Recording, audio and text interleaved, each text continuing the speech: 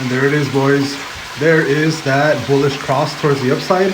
But again, we're using that reversal MACD, so this actually means sell. And the stochastic is actually creating tops up here. I actually have a sell position in my Forex account for BTC around 49,000, and I actually have another sell at around 50,005, like 400. So I'm in a little bit of profit right now. Today might actually be the day that we cross under 48,000. We really need to see how strong this position down is with the MACD and with the stochastic on this 30 minutes. So short term, it is looking like we're gonna go back down to around 48,600. If we hit that position, I'm probably gonna close out one of my positions and let the rest of it ride, or I might just open up another sell.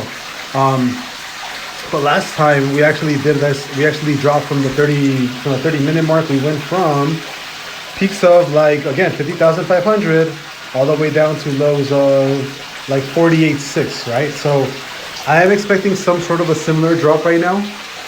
Again, this is a perfect sell entry on the 30 minute chart.